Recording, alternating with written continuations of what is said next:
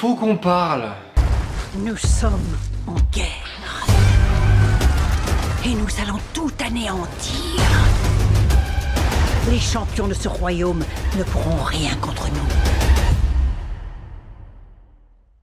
Vous êtes vachement effrayante. Ça, j'ai pas honte de le reconnaître. Shazam 2, la rage des dieux, qui est réalisé par Sandberg, qui n'a à son actif que 4 films, et on se demande bien pourquoi, nous aura donc pondu en 2016 dans le noir, je l'ai pas vu. Annabelle 2 en 2017...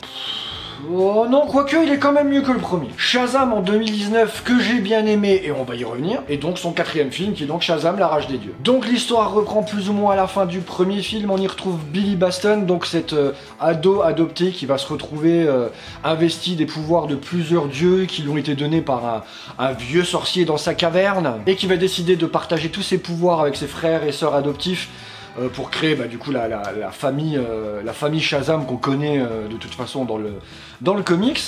Et pendant que chacun fait sa petite vie de son côté tranquille et profite un peu de ses nouveaux pouvoirs, on a les filles d'Atlas qui débarquent et qui veulent absolument récupérer leurs pouvoirs afin de détruire le monde.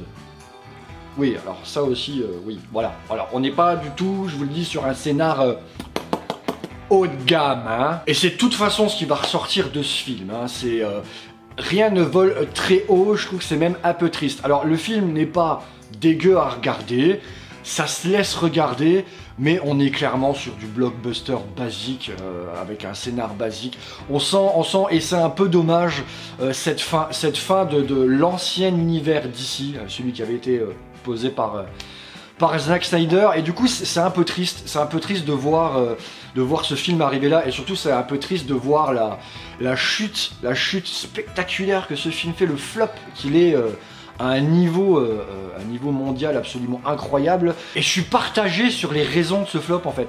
Et je sais pas si c'est parce que d'un côté le film a décidé de pas aller très haut dans ce qu'il raconte, et vraiment on est sur du super-héros basique et pas franchement ouf, hein, on n'a rien de très profond là-dedans.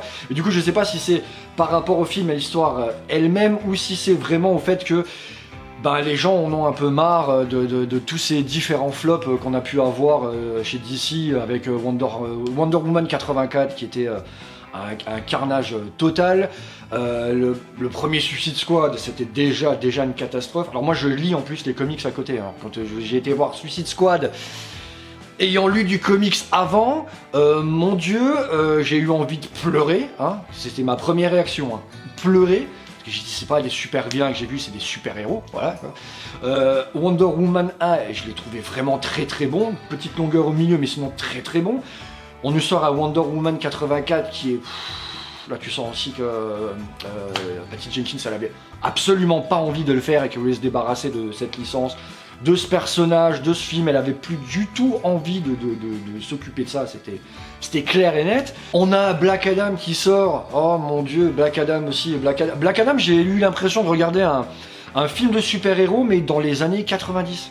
On est totalement dans la lignée du traitement d'un super-héros dans les années 90 quoi, à base de méga punchline toutes les 2 secondes. Et j'adore The Rock, mais là c'était n'importe quoi, et avoir vendu ça comme le sauveur de DC, c'était abusé. Donc déjà ça c'était l'avant-dernier clou, et là maintenant on a Shazam qui fait un beat phénoménal. Alors je pense que les gens en ont un peu marre, et je pense aussi que c'est un peu dû au fait que les gens savent que cet univers là est terminé. Voilà, on termine, c'est fini quoi. Et que James Gunn du coup va repartir à zéro, et je pense que la majorité maintenant des fans d'ici attendent le reboot de tout l'univers d'ici au cinéma par James Gunn, que j'avoue attendent aussi vraiment beaucoup. Les titres annoncés, je trouve c'est hyper intéressant, que ce soit pour Superman Legacy ou Batman The Brave and the Bold. Franchement, enfin voir Damian Wayne au cinéma, ça pourrait être vraiment cool. Et du coup ce Shazam qui arrive, alors du coup avant juste d'attaquer vraiment le deuxième, juste parler du premier. Moi le premier perso je l'ai assez aimé. Autant j'aime pas l'humour qu'ils ont voulu forcer dans la majorité des films d'ici pour un peu copier Marvel et tout ça, mais chez Shazam ça ne me dérangeait pas parce que ce personnage est vraiment comme ça dans le comics.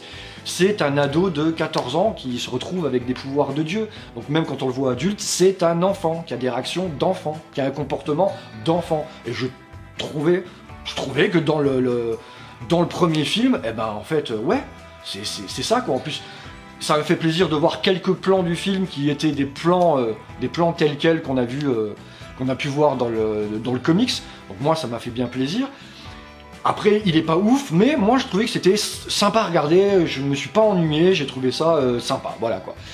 Maintenant, il y a le deuxième. Le deuxième, on a repris ça et en fait, on n'a rien monté de plus. On n'a rien monté de plus. On a laissé les personnages tels quels.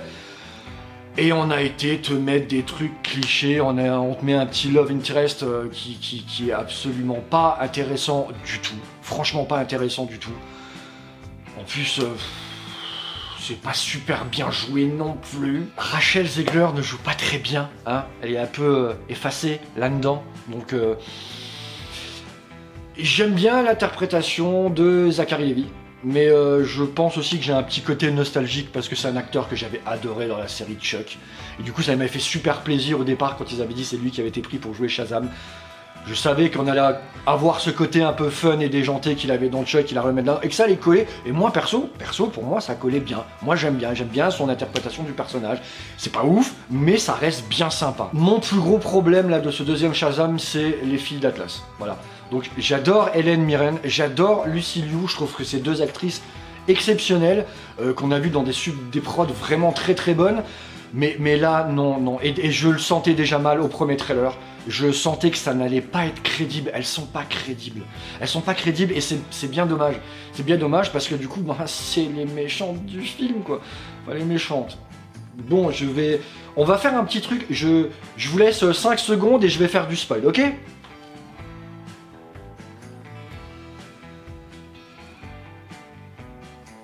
Bon, si vous êtes encore là, c'est que vous vous en battez les steaks d'être spoilé. Donc du coup, c'est parti. Ce retournement de situation à la fin, où Helen Mirren redevient gentille, d'essaye d'aider du coup Shazam et sa famille et tout. C'était tellement prévisible. Sérieux, c'était abusé quoi. Et surtout, c'est cliché. On l'a vu 15 000 fois. C'est un peu le problème du film et du scénario d'ailleurs. C'est que tout ce qu'on voit dans ce film-là, on l'a déjà vu 15 000 fois. Voilà quoi. Le petit caméo de Wonder Woman à la fin, ça fait plaisir, mais ça sert pas à grand chose dans le film parce que elle vient, baguette magique, terminée et elle se barre. Hein, t'étais où avant pendant le film? Pendant qu'ils étaient tous en galère là. Pourquoi t'es pas venu les aider?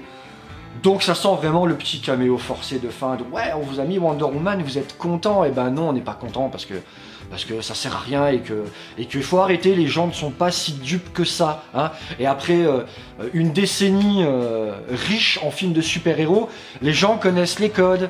Hein, et les gens commencent à regarder un peu les histoires aussi. Et c'est pour ça que vos films font des bides. Eh ouais! Ouah, le gros beauf. Bah les fins du spoiler. La partie effets spéciaux elle est pas dingue non plus parce que tu sens bien qu'on a plus trop envie de mettre de thunes dans ces films là.